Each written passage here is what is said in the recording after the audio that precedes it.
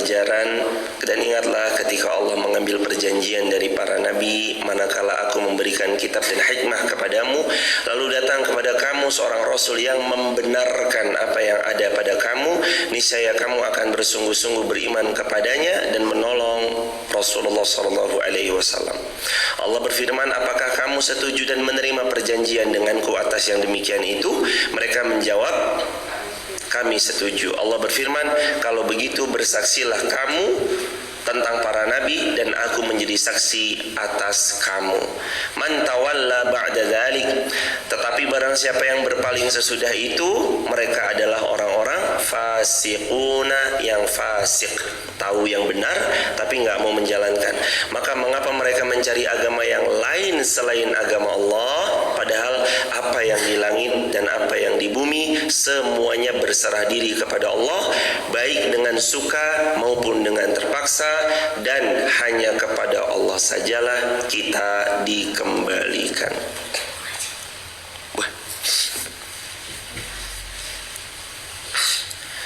Jamaah yang dirahmati Allah, kita luruskan niat, kita bulatkan tekad, semoga Allah ridha atas apa yang kita pelajari di pagi ini insyaallah dengan segala keterbatasan. Yang pertama, Allah mengabarkan di ayat ini bahwa Allah telah mengambil janji dari setiap nabi yang Allah utus, mulai dari Adam sampai baginda Rasulullah Muhammad sallallahu alaihi wasallam. Janjinya adalah apa saja yang Allah berikan dan sampaikan kepada salah seorang di antara mereka berupa kitab-kitab, mukjizat, hikmah-hikmah, kemudian setelah itu dan seterusnya Allah Subhanahu wa taala mengambil janji dari para pengikut-pengikut mereka untuk setia membersamai para nabi dan rasul, menjadi pengikut mereka, supporter mereka, dan membersamai mereka serta menolong mereka. Jadi hadirin jamaah yang dirahmati Allah, berdasarkan paragraf pertama, Al-Imam Ibnu Katsir mengutarakan bahwa tiap-tiap nabi punya hawari. Ingat ya, waktu kemarin Rasulullah bilang setiap nabi dan rasul punya hawari. Apa arti hawari?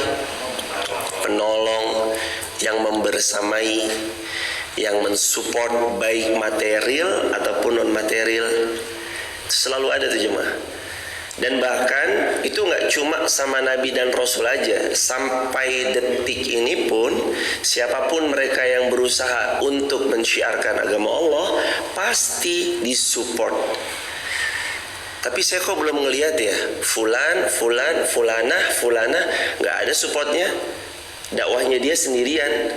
Hadirin, walaupun mungkin kita secara kasat mata melihatnya sendirian, support atas suatu kebaikan yang disampaikan itu, support paling awalnya sudah tentu adalah Allah.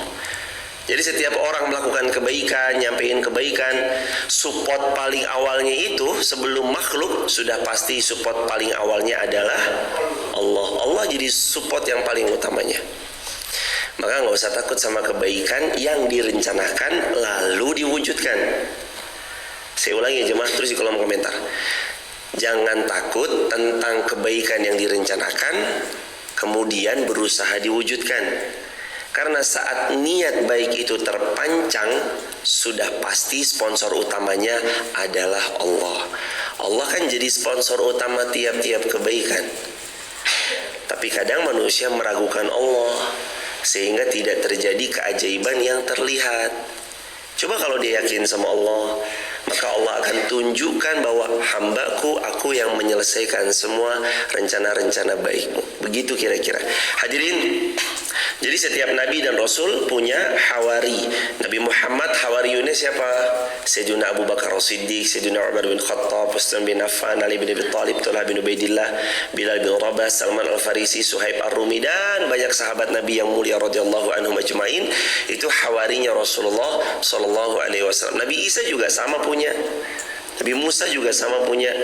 Yusuf, Yakub, Su'aib, Harun, Musa, Daud, Sulaiman, Ilyas, Ilyasa, dan nabi-nabi yang jauh sebelumnya, Nabi Ibrahim, Nuh, Hud, Salih, Idris, Adam, punya support. Nabi Adam paling dekatnya siapa? Anaknya beliau yang mensupport dakwah beliau.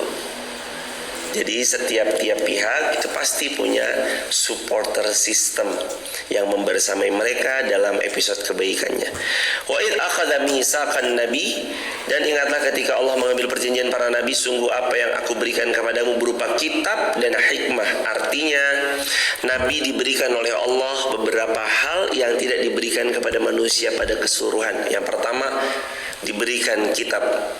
Ada suhuf Ibrahim, Nabi Ibrahim. Kalau Nabi Musa kitabnya Taurat. Kalau Nabi Daud kitabnya Zabur. Kalau Nabi Isa kitabnya Injil. Kalau Nabi Muhammad sallallahu alaihi wasallam Al-Quranul Karim.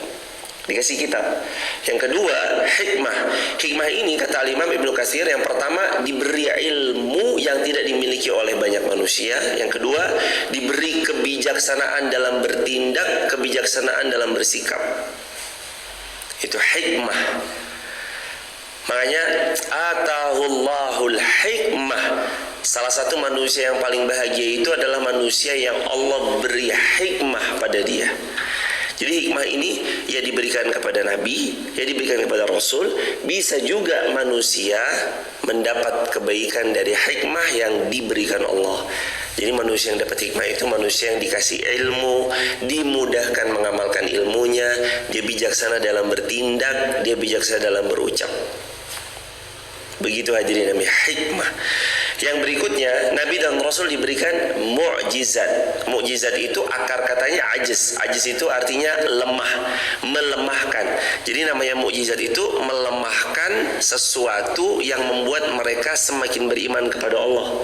Atau mu'jizat dalam bahasa lain adalah sesuatu yang di luar nalar manusia, yang di luar nalarnya manusia, menyelisihi kebiasaan manusia, membuat mereka takjub lalu tunduk beriman kepada Allah. Itu namanya mukjizat. Seperti mukjizatnya Nabi Musa, tongkatnya dipukulkan ke batu, terbelah lautan. Kemarin kita belajar mukjizatnya Nabi Isa. Apa mukjizat Nabi Isa? Menghidupkan orang yang mati, terus menyembuhkan orang yang buta, terus menyembuhkan penyakit belang, terus apa lagi? Menghidupkan orang mati, ya, Masya Allah. Hadirin jamaah yang dirahmati Allah, itu mukjizat. Nabi Muhammad mukjizatnya apa? Dari tangannya keluar air, beliau membelah bulan, beliau menutup, lalu nasi itu cukup untuk ratusan bahkan ribuan para sahabat. Dari Nabi SAW adanya Al-Quran sampai hari ini mukjizat jamaah. Al-Quranul Karim sampai detik ini, sampai hari ini mukjizat yang kita punya. Allahu Akbar walillahil hamd. Kalau jamaah melihat satu-satunya warisan Nabi yang bisa kita memeluknya, mendekapnya, mentadaburinya, mempelajarinya, dan mukjizat itu ada sampai hari ini, bahkan sampai hari kiamat. Mukjizat itu adalah Al-Quranul Karim. Al-Quranul Karim. Tapi berapa banyak kita mengamalkan ayat Allah yang namanya Qur'ana mahjuro. Al-Quran ini dijadikan sesuatu yang diabaikan. Mereka berhukum, tapi bukan kepada Al-Quran. Mereka berhukum kepada selain Al-Quran. Padahal dzalikal kitabul la raiba fihi hudal lil muttaqin. Hadirin, jadi Nabi itu dikaruniai pertama hikmah, yang kedua kitab, yang ketiga mukjizat. Dikasih mukjizat. Kalau mukjizatnya Nabi Ibrahim apa? Tidak hangus dibakar. Ada dalam Al-Quran Allah berfirman, ya narukuni bardan wa salaman ala Ibrahim. Wahai api, menjadi dinginlah engkau. Bahkan kalimatnya hebatnya luar biasa diksi dalam Al-Quran itu jemaah. Ya narukuni, wahai api, dinginlah engkau. Bardan itu dingin, wasalaman, dan jadilah engkau bukan cuma sekedar dingin, tapi engkau menyelamatkan ala Ibrahim, atas Ibrahim yang sedang dibakar. Kalau dingin bisa mati nggak? Bisa. Kalau kedinginan mati jemaah. Makanya kalimatnya bardau, ya naru, wahai api, kuni, jadilah kamu bardan, dingin, wasalaman, dan selamat, atau dan menjadi keselamatan ala Ibrahim, atas Nabi Ibrahim. Apa hikmahnya? Mukjizat Nabi Ibrahim itu hikmahnya kalau kita pelajari, jadilah orang yang ketika dibakar namanya, dirobek kehormatannya, digibahi dirinya, difitnah dirinya, dia jadi orang yang tetap keep cool, santai, adem, ayem, nggak merasa kepanasan dengan itu semua, karena Allah sebaik-baik penolong untuk mereka. Sahabat TikTok, YouTube, dan Instagram, mungkin ada di antara kita yang hari ini lagi galau masalah rumah tangganya, atau masalah bisnisnya yang dicurangi, atau masalah amanah yang diciderai oleh orang yang selama ini dipercayai, atau masalah saling bertetangga, menghadirkan kekurang nyamanan dalam bertetangga, atau hubungan antar orang tua dengan anaknya. Kalau kita tarik ke kisah Ibrahim, itu seperti Ibrahim yang lagi dibakar dengan satu masalah yang berat lagi besar. Tapi kalau kita berdoa kepada Allah, ya Allah selamatkan aku dari masalah yang besar ini, Allah nanti selamatkan kita. Api yang tadinya besar membakar jadi dingin dan jadi keselamatan buat kita. Boleh jadi masalah yang tadinya besar, masalah sama pasangan, dalam rumah tangga, anak-anak, sama mertua, sama tetangga, sama orang yang kita percayai ternyata mengkhianati. Boleh jadi itu cara Allah dalam tanda petik sedang membakar, tapi inginnya kita selamat, sehingga mengambil hikmah dari setiap episode yang terlewat. Pelajarannya, oh ternyata dia berbuat selingkuh, memang pantasnya dia sama peselingkuh. Semoga Allah gantikan pasangan yang lebih baik. Oh ternyata dia berkhianat, memang sudah pantasnya dia keluar karena dia seorang pengkhianat. Yakinkan pada diri kita, Allah nanti berikan kita dingin dan keselamatan buat kita, diganti sama orang yang lebih baik. Oh ternyata ada mereka-mereka yang durhaka kepada orang tuanya. Ini dalam rangka Allah ingin menjadikan dingin, lalu menjadikan kita hamba yang lebih baik, dan keselamatan buat kita tuh masalah yang besar itu. Oh boleh jadi dari sini Allah mengambil kita sebagai hamba yang, ayo hambaku, sesungguhnya iman tidak dapat diwarisi kepada anak-anakmu, maka bertakwalah kepadaku, aku sebaik-baik penolong untukmu. Jadi masalah besar itu seperti perumpamaannya api yang membakar Nabi Ibrahim. Nabi Ibrahim santai di dalam, jemaah, nggak kepanasan, nggak. Nabi Ibrahim santai di dalam. Orang bilang kasihan ya dia ditipu, kasihan yang dia rumah tangganya, kasihan ya dia sama mertuanya, kasihan ya dia sama anaknya, kasihan ya dia dicurangi, kasihan. Nabi Ibrahim kan dikasihani, jemaah, karena dibakar hidup-hidup. Mati nih Ibrahim, kasihan, hangus dia. Tapi begitu apinya habis, Nabi Ibrahim tersenyum. Nabi Ibrahim sehat, selamat. Ya naru kuni bardan wa salaman ala Ibrahim. Manusia-manusia yang beriman sama Allah melihat keajaiban itu akan datang buat dirinya. Pasti jemaah, gak usah takut jemaah. Orang yang yakin sama Allah, benar imannya sama Allah, benar tauhidnya kepada Allah, dia menjaga tauhidnya semurni-murninya, dia akan melihat maha baiknya Allah menyelamatkan dia dari api, sebagaimana Allah selamatkan Nabi Ibrahim. Kalau Nabi Ibrahim api, kalau kita masalah dalam rumah tangga, masalah dalam kehidupan, masalah dalam bisnis, nanti Allah selamatkan hambaku, aku jadikan masalah ini kecil bagimu. Biarkan dia berkhianat membawa uang ratusan juta. Ingat hambaku, besok aku titipkan kepadamu miliaran yang kamu dikelilingi orang-orang yang amanah. Yakin aja, gitu dulu jemaah. Fa inna ma'al usri yusra, inna ma'al usri yusra. Kisah favorit yang selalu saya ingatkan sama jemaah. Dulu ada seseorang ditipu 70 juta. Uangnya dibawa kabur sama orang yang paling dia percaya. Untuk kemudian ketika corona, usaha online-nya bus naik drastis. Lalu dia kemudian bercerita, benar Ustadz, alhamdulillah pengkhianat itu sudah pergi membawa uang kabur 70 juta. Coba kalau dia masih ikut sama saya sekarang, mungkin yang dia bawa kabur sudah miliaran. Karena luar biasanya Allah karuniakan semenjak corona semakin meningkat luar biasa. Kadang masalah datang bertubi-tubi, Allah ingin membuat kita dewasa jemaah. Dewasa kan bukan cuma karena ilmu, S2, S3, S4, S5, S23, waduh banyak banget udah. Bukan cuma karena gelar sarjananya, dewasa tuh karena pengalamannya. Banyak orang saling berpesan, kamu harus pinter akademis, kamu harus pinter matematika, kamu harus pinter di kelas. Hei jemaah, jangan sampai lupa ya jemaah. Boleh nggak apa-apa pinter akademis, silahkan jadi yang cum laude, silahkan jadi yang ranking 1, tak terbantahkan, tak terkalahkan. Tapi ingat, jadilah orang yang cerdas dalam kehidupan yang nyata. Jadilah orang yang pintar dalam kehidupan. Karena pintar di kelas nggak menjamin dia sukses dalam kehidupan, betul? Juara kelas ranking 1 tak terbantahkan bukan berarti dia juara juga di dunia nyata, betul? Begitu jemaah. Nggak perlu kecewa kalau nanti anak kita nggak sesuai dengan harapan kita dalam akademisnya. Aduh nak, kamu kok matematikanya 3, matematikanya kok 2. Doakan aja jemaah, Rabbi habli minas salihin. Doa terbaik yang dipanjatkan. Apa sih doa supaya saya dapat mantu Ustaz? Rabbi habli minas salihin.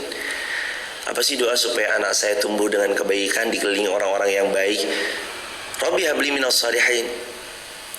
Banyak orang tua, mohon maaf sekali lagi, mohon maaf. Sahabat TikTok, YouTube, Instagram, tolong di screenshot video ini, nanti disebarluaskan ya videonya jadi story WA. Banyak orang tua sibuk membandingkan anak-anaknya dengan anak sahabatnya. Tapi banyak orang tua tidak menyadari bahwa kualitas dirinya sebagai orang tua tidak sama dengan kualitas sahabatnya sebagai orang tua. Saya ulangi. Banyak orang tua membandingkan anaknya dengan anak sahabatnya, tapi mereka lupa membandingkan dirinya dengan sahabatnya. Tuh loh, anak temennya papa hafal loh Al-Mulk, Al-Qalam, Al-Jasiyah, Az-Zariyat, Qaf, An-Najm, lalu menghafal lagi surah-surah yang lain, Al-Waqiah, Ar-Rahman, Yasin. Ini hafal loh. Kamu nih gimana toh? Dia mengkomparasikan anaknya dengan anak sahabatnya, sedangkan dia lupa membandingkan dirinya dengan sahabatnya. Kita ingin anak kita baik, tapi kita lupa jadi orang tua yang baik. Kadang itu terjadi. Hadirin jamaah yang dirahmati Allah, boleh jadiin orang sebagai motivasi buat kita bertumbuh lebih baik. Boleh untuk bertumbuh lebih baik, bukan untuk merusak mental anak. Boleh membandingkan anak kita, nak kejar beliau nak, cerdasnya bukan main beliau, ayo nak kejar beliau, boleh. Tapi bukan untuk merusak mentalnya. Kamu nih apa sih? Kayak beliau, itu rusak mentalnya. Tapi kalau kita bilangnya, nak kejar beliau, cerdas, berpengaruh, luas, ayo nak bismillah nak. Samai ilmu beliau, samai hafalan Quran beliau, ayo nak bismillah, kamu bisa. Nah ini namanya bukan membandingkan, tapi menjadikan satu orang sebagai tolak ukur berkehidupan. Yuk kita bahas lagi jemaah. Kemudian datang kepadamu seorang Rasul yang membenarkan apa yang ada padamu, niscaya kamu akan sungguh-sungguh beriman kepadanya dan menolong mereka. Maknanya adalah yang pertama, Nabi SAW dan Nabi dan Rasul itu pasti akan ada pengikutnya dan akan ada penolongnya. Ada yang beriman, ada yang menolong, walau tak seberapa dibanding Nabi Muhammad SAW. Nabi pernah naik ke langit, lalu dijumpai, wahai malaikat Jibril, itu siapa? Itu sungguh Nabi Adam, pengikutnya hanya beberapa. Itu siapa? Nabi Nuh, pengikutnya hanya beberapa. Lalu aku bertemu dengan yang jumlahnya lebih banyak lagi. Itu siapa? Pengikutnya Ibrahim, lebih banyak lagi. Siapa? Musa. Aku ketemu lagi yang lebih banyak. Aku kira itu umatku, ternyata itu adalah pengikutnya Nabi Isa. Lalu aku berjumpa dengan yang paling banyak di akhirat. Aku bertanya kepada Jibril, wahai Jibril, itu siapa? Itu adalah umatmu, wahai Muhammad SAW. Jadi besok syurganya Allah, umat paling banyak yang mendominasi syurganya Allah adalah umatnya baginda Rasulullah Muhammad SAW. Maka banyak-banyak bersolawat jamaah. Tulis di kolom komentar sahabat, solawat. Allahumma salli ala Sayyidina Muhammad wa ali Sayyidina Muhammad. Allahumma salli ala Muhammad wa ali Muhammad. Allahumma salli ala Muhammad wa ali Muhammad. Banyak-banyak bersolawat. Jadi umatnya Nabi itu privilege yang luar biasa. Jadi umatnya Rasulullah itu keistimewaan, privilege yang luar biasa.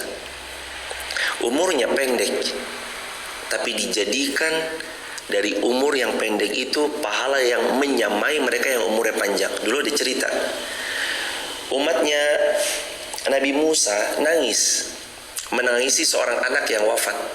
Ibu, kenapa nangis? Anak saya wafat. Anak saya wafat sedangkan usianya masih muda. Lalu ditanya, berapa usia anak ibu? 250 tahun. Anaknya wafat 250 tahun dibilang masih muda. Lalu disampaikan pada zaman Nabi Musa, wahai ibu, tahu nggak, akan datang masa di mana generasi di masa itu, umatnya seorang nabi di masa itu umurnya cuma 60 tahun. Nggak ada yang lebih daripada 100 kayak kita gini, sampai bahkan ribuan tahun. Nggak ada, cuma 60 tahun hidupnya. Ibu ini kaget, loh 60 tahun? Kalau 250 tahun aja dianggap meninggal masih muda, apalagi 60 tahun.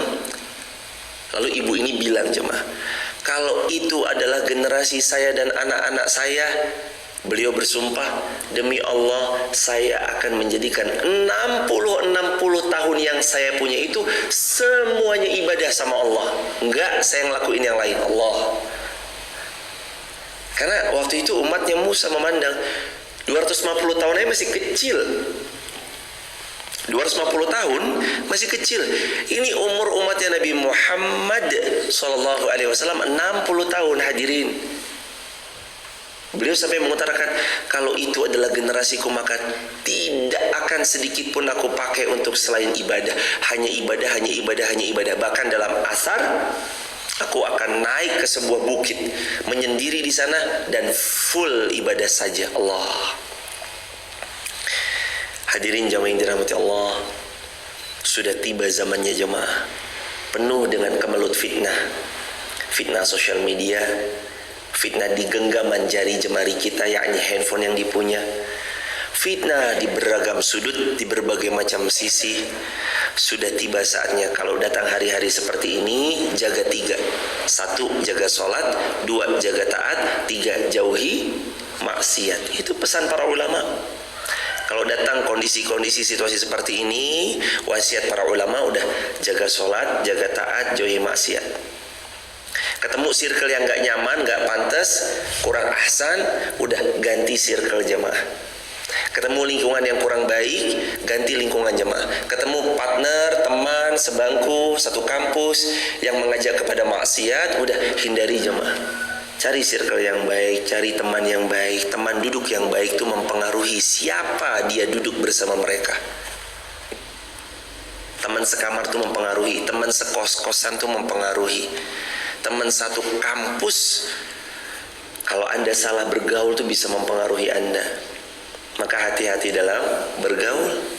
Pilih yang baik. Kata Nabi dalam hadis, falyanzur ahadukum man yukhalil, almar'u ala dini khalilihi falyanzur ahadukum man yukhalil. Seseorang itu tergantung agama teman dekatnya, maka berhati-hatilah memilih teman dekat. Jadi setiap seorang nabi itu pasti ada penolong, pasti ada pensupport, dan ada yang beriman. Dan paling banyak yang beriman adalah umatnya baginda Nabi Muhammad sallallahu alaihi wasallam. Berbahagialah jadi umatnya Nabi Muhammad jemaah. Umurnya pendek, ibadahnya ringkas dan singkat, dan pahalanya bisa menyamai umat-umat terdahulu. Bahagia jemaah. Jadi umatnya Nabi Muhammad bahagia. Senang kita. Beramal dikit diganjar 700 kali lipat. Apalagi kemarin beriman sama Nabi Muhammad, menjalankan malam-malam qadar dengan usaha terbaik kita, diganjar berapa yang lebih baik? Lebih baik dari 1000 bulan. Dan ingat ya jemaah, umur kita tuh semakin hari itu semakin jelang dekat dengan kematian. Banyak orang bilang kayak gini, hidup kan cuma sekali, ayo kita nikmati. Benar. Mereka yang mau menikmati hidup, saya jawab benar. Tapi jangan lupa, mati juga cuma sekali. Ayo bersiap mulai detik ini. Hidup cuma sekali, ayo kita nikmati. Hei, tapi jangan lupa, mati juga cuma sekali. Ayo bersiap mulai hari ini. Makin kesana kan kita obrolannya udah beda. Masa muda obrolannya, ayo spot mana yang instagramable, yang makannya enak, yang uangnya terjangkau. Yuk kita pergi. Zaman-zaman muda, makan di mana pertanyaannya. Kalau kita yang udah 40 tahun pertanyaannya, 50 tahun, 60 tahun pertanyaannya apa? Emang masih nanya, di mana spot makan yang enak? Enggak, pertanyaannya obat apa yang mujarab nih? Asam urat deh, pegel linu, asam urat, apalagi asam lambung, kolesterol. Aduh ya Allah, obat apa? Sekarang obrolannya udah obat apa nih? Ayo mas, ganti mas, jangan makan nasi putih, pakai nasi merah. Ayo jangan gini. Udah beda lagi nih obrolan-obrolan jemaah. Dulu masih muda, belum punya uang, mau makan yang mewah-mewah, nggak bisa karena nggak punya uang. Sekarang punya uang, nggak bisa makan karena masalah kesehatan. Hayo jemaah, lagi diingetin. Emang tempat kita mah bukan di dunia, tempat kita di akhirat. Kadang sesekali, ayo difikirkan ya jemaah. Besok kalau saya meninggal itu gimana ya? Apa amal solehnya ya? Jariah apa yang sudah tertoreh ya? Sambil direnungi gitu jemaah. Direnungi, dipertimbangkan. Emang udah siap apa ya? Kalau kita wafat hari ini, kita udah siap apa? Kan pertanyaan yang paling sering membuat orang takut, pertanyaan tentang kematian. Kalau mati hari ini siap nggak? Aduh, jangan bicara meninggalan lah, belum siap. Nah, makanya ayo bersiap. Salah satunya adalah dengan beriman kepada baginda Rasulullah Muhammad SAW. Tanda iman 3. Udah hatam ya jemaah. Yang pertama, iqraru bil lisan. Iman itu diikrarkan dengan lisan, syahadat misalkan, asyhadu an la ilaha illallah wa anna muhammadur rasulullah. Yang kedua, tasdiqu bil qalb, dibenarkan dengan hati. Jadi dia meresap dalam hati. Jadi dia berzikir yang gak sembarang zikir, banallah, bukan, tapi subhanallah, diresapi, dinikmati. Terus yang ketiga, lalu dilakukan dengan amal perbuatan. Itu namanya iman. Baru di mulut doang itu belum bisa dikatakan iman. Qalu aqrarna qala fashhadu wa ana ma'akum minasyahidin. Mereka menjawab, kami mengakui beriman kepada nabi dan utusanmu ya Allah. Dan Allah berfirman, kalau begitu saksikanlah wahai para nabi, dan aku menjadi saksi atas kalian. Orang-orang beriman itu saksi-saksinya adalah Allah. Bahkan Allah bukan cuma jadi saksi, bahkan Allah jadi wali untuk orang yang beriman. Ingat nggak Allah berfirman dalam Al-Quran surah Al-Baqarah ayat 257 yang tempo hari kita tadabbur ayat itu. Allahu waliyul ladzina amanu yukhrijuhum minadh dhulumati ilan nur. Allahu waliyul ladzina amanu. Allah walinya orang-orang beriman. Yukhrijuhum minadh dhulumati ilan nur, yang mengeluarkan orang beriman dari yang gelap menuju yang terang benderang, cerah. Seakan Allah meyakinkan pada kita, wahai hambaku, selama kamu beriman kepadaku, yakinmu benar hanya kepadaku. Pastikan bahwa setiap kegelapan dalam episode hidupmu, aku bisa mengubahnya seketika menjadi terang benderang. Dulu kamu terpuruk, aku sukseskan kamu di bidang yang kamu tekuni. Dulu kamu jahil, aku berikan kamu ilmu karena kamu beriman kepadaku. Masalah ilmu bukan masalah keras-kerasan belajar. Masalah ilmu bukan masalah banyak-banyaknya hafal, tapi masalah ilmu dan mendapatkan serta mengamalkannya adalah masalah tentang taufik dari Allah. Allah berikan nggak?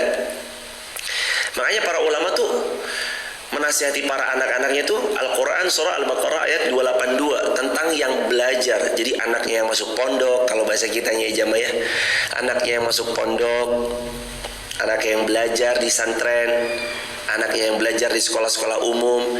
Yang ditekankan tuh bukan, nak nilai harus bagus, nak ayo kampusmu harus cum laude, nak harus jadi lulusan terbaik, nak belum itu. Tapi yang mereka pahamkan, wattaqullah wa yu'allimukumullah. Al-Quran surah Al-Baqarah 282 ayat penggalan jelang terakhirnya. Wattaqullah, nak bertakwa ya sama Allah. Wa yu'allimukumullah, nanti kalau kamu bertakwa Allah yang bagi ilmu sama kamu, nak. Kamu tadinya jahil, Allah titipkan ilmu kepada dirimu. Kamu yang tadinya kurang, Allah cukupkan. Kamu yang tadinya miskin, Allah mampukan. Kamu yang tadinya belum bisa mengamalkan, Allah bantu memudahkan dirimu, beri taufik kepadamu untuk mengamalkan setiap ilmu yang kau punya. Itu hadirin, Masya Allah.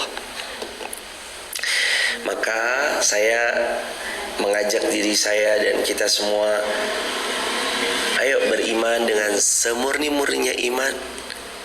Allah tuh gak akan pernah mengecewakan hambanya yang beriman. Pasti hambanya yang beriman akan dikaruniai kebaikan, kemudahan. Hidup punya banyak cerita dan banyak episode, tapi selama kita beriman kepada Allah, setiap episode yang rumit dan sulit akan berakhir happy ending. Pasti begitu. Setiap episode yang rumit dan sulit, selama kita beriman sama Allah, akan berakhir dengan happy ending. Barakallahu fikum. Yuk lanjut lagi jemaah. Afa ghaira dinillah yabghun. Afa ghaira dinillah yabghun.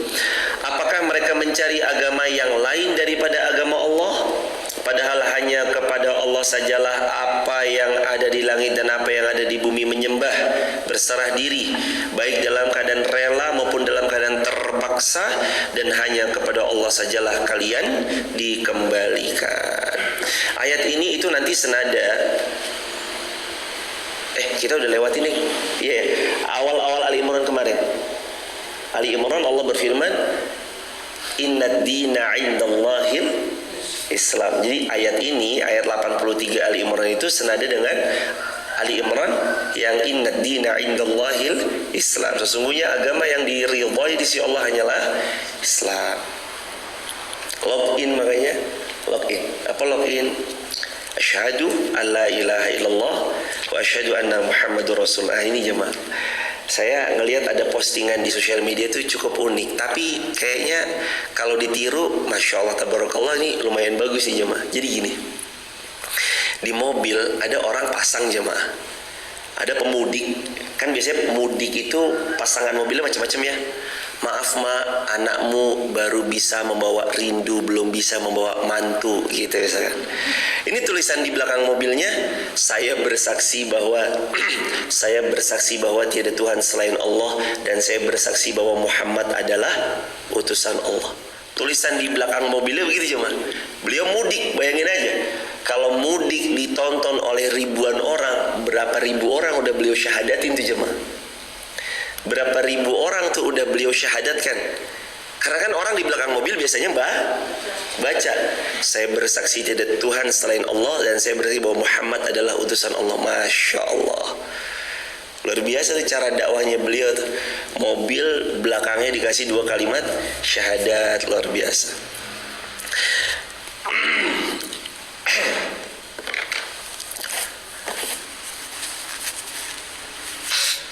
Kembali jemaah. Dan bahkan dakwahnya Rasulullah SAW sejak dulu dakwah tentang mengajak untuk tauhid kepada Allah, nggak berbuat syirik, tidak menduakan Allah dengan sesuatu pun. Dan hari ini pun yang harus dipegang teguh oleh kita bersama tentang tauhidullah. Gimana kita beriman sama Allah, yakin sama Allah, tidak meragukan Allah sedikit pun. Di genggamannya lah semua kebaikan. Masya Allah, tabarakallah. Insya Allah kita dapatkan, insya Allah. Orang Orang mukmin itu punya karakter. Yang pertama, berserah diri kepada Allah dan hatinya tulus hanya untuk Allah, seluruh raganya dikembalikan kepada Allah. Dan sedangkan orang kafir berserah diri kepada selain Allah, mereka terpaksa dalam kebaikan yang dilakukan, dan mereka termasuk orang-orang yang menyerahkan raga dan semuanya kepada selain Allah. Itulah orang-orang kufur. Jadi orang beriman tuh serahkan semuanya sama Allah.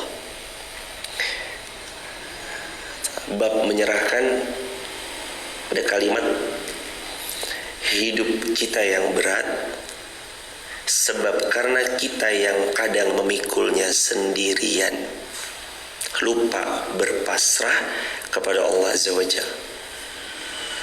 Untuk setiap hal lakukan yang terbaik, lalu serahkan kepada Allah. Untuk setiap waktu lakukan yang terbaik, tawakal ala Allah. Untuk setiap usaha dan niat baik yang diikhtiarkan, tawakal ala Allah. Banyak manusia mengandalkan dirinya, padahal Allah zat penentu segala-galanya. Ikhtiar terbaik memang harus, tapi berserah kepada Allah pun juga keharusan yang gak kalah pentingnya. Jadi harus tawakal sama Allah. Saat kita udah benar-benar gak ngerti mau ngapain lagi setelah ikhtiar, usaha terbaik yang kita lalui, pasrah sama Allah. Saat masalah rumah tangga menghimpit, kok pasangan saya begini ya, ternyata dia curang, ternyata dia berbuat serong, terus apa yang bisa dilakukan? Dikasih kesempatan mengulangi hal yang sama, dikasih kesempatan yang kedua, diulangi lagi yang ketiga dengan perihal yang sama. Terus apa yang harus dilakukan? Serahkan sama Allah, libatkan Allah, gelar sejadah, sholat sunnah, istikharah, minta petunjuk dari Allah, semoga Allah memberi yang terbaik. Kalau memang yang terbaik diberi kesempatan yang keempat, yang kelima, yang ketujuh, yang ke-10, yang ke-20, silakan. Tapi kalaupun memang mencukupkan, semoga Allah beri ganti yang lebih baik. Karena setia itu soal mental jemaah. Mau dia sibuk kehidupannya, bertemu dengan banyak orang, kalau mentalnya setia, akan setia. Tapi kalau mentalnya sudah senangnya berbuat serong, mau dia dikekang seperti apapun, karena mentalnya sudah mental nyerong, maka akan ada celah bagi dia berbuat khianat kepada pasangannya. Maka hadirin jamaah yang dirahmati Allah, ikhtiarkan saja yang terbaik, serahkan sama Allah Subhanahu wa taala. Kalau dalam bab berazam, idza azamta fatawakkal ala Allah. Sebuah tekad kebaikan yang kuat ada imbangannya. Ada cara mengimbangi supaya tekad yang kuat itu selalu terkawal dengan baik. Yakni fatawakkal ala Allah.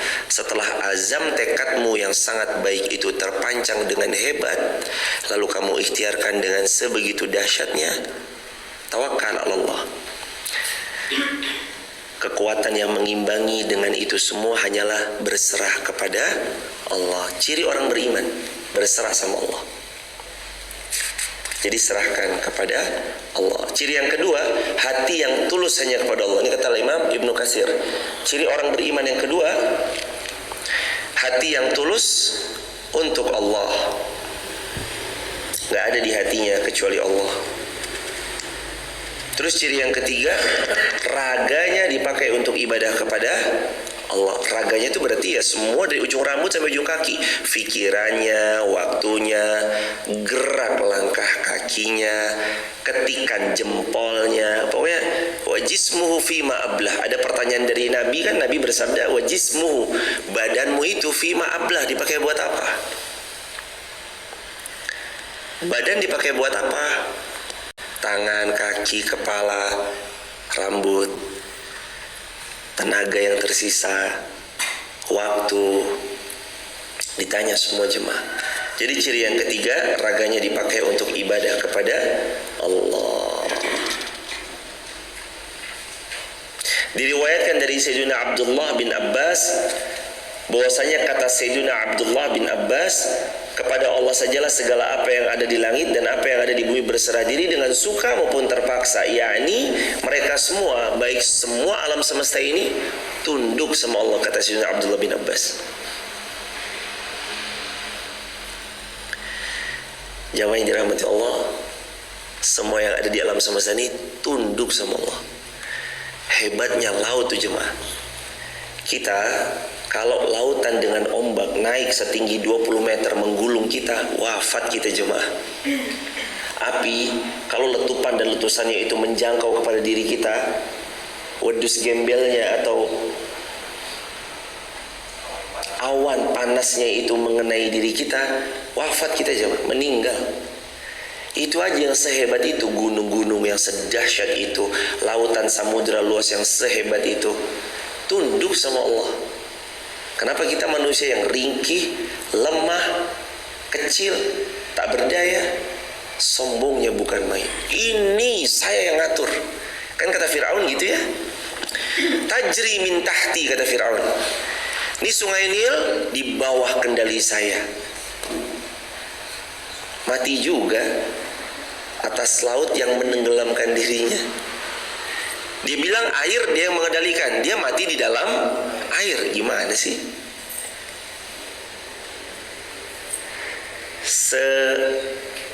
Sekuat apapun orang zalim, ujung-ujungnya pasti binasa. Sudah ada depan mata. Fir'aun contohnya. Sekuat apapun orang zalim itu berkuasa, kalau zalim luar biasa akan binasa juga. Sudah ada contohnya Fir'aun. Secerdas apapun tokoh agama, kalau dia membawa ayat-ayat Allah ini untuk kepentingan dunianya, binasa juga. Sudah ada contohnya Bal'am bin Baura. Sepintar apapun teknokrat, kalau dia mengkadali dengan ilmu dan kepintarannya, ujung-ujungnya binasa juga. Sudah ada contohnya Haman. Sekaya apapun orang kaya, kalau dia dengan kekayaannya menzalimi banyak pihak, pasti binasa juga. Sudah ada contohnya. Siapa contohnya? Qarun. Tambah satu lagi, yang kelima. Bagaimanapun jemaah, kalau rakyatnya rakyat yang suka membantah, ngeyelan, rakyatnya tidak mau menjalankan ketaatan, pasti akan binasa juga. Sudah ada contohnya Bani Israel.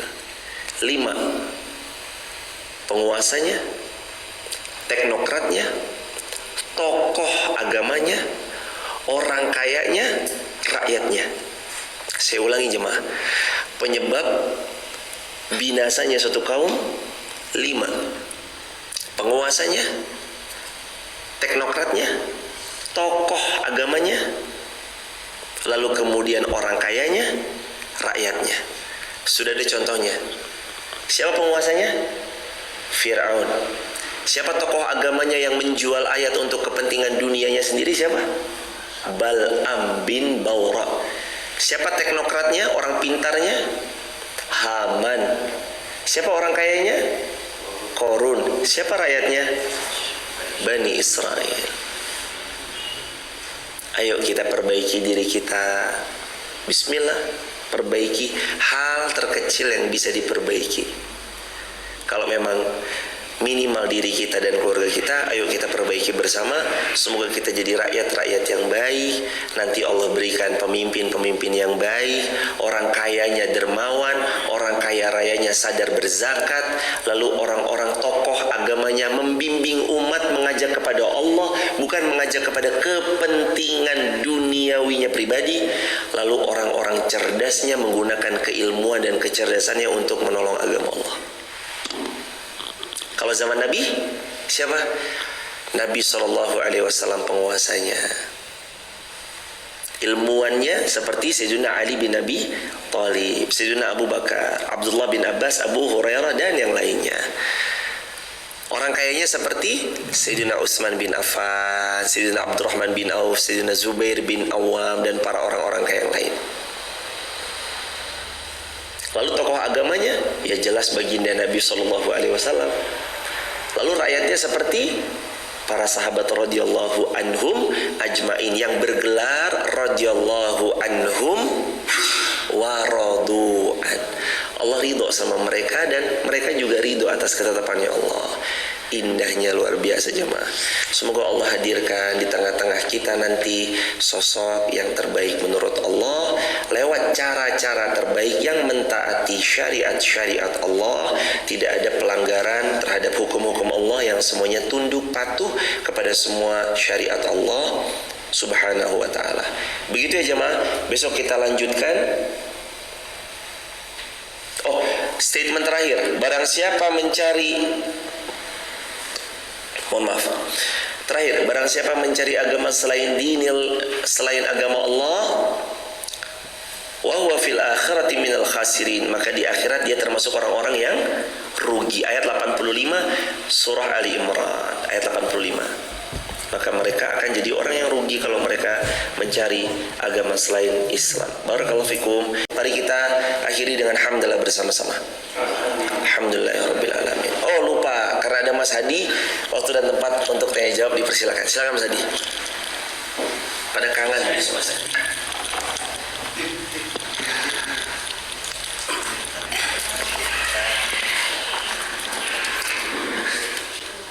Bismillahirrahmanirrahim. Assalamualaikum warahmatullahi wabarakatuh. Semoga Allah merahmati, meridhoi dan melindungi Pak Ustadz, kita semua dan seluruh kaum muslimin. Izin satu pertanyaan Pak Ustadz.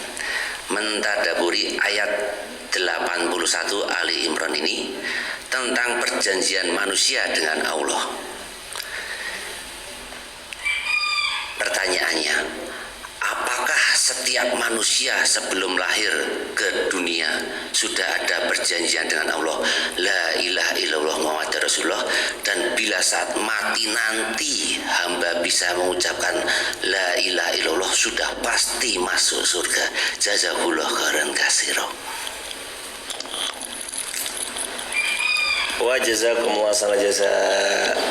Bagaimana agar kita dimudahkan Allah, diberi taufik oleh Allah mengucapkan la ilaha illallah dan meninggal wafat dalam keadaan masuk surganya Allah.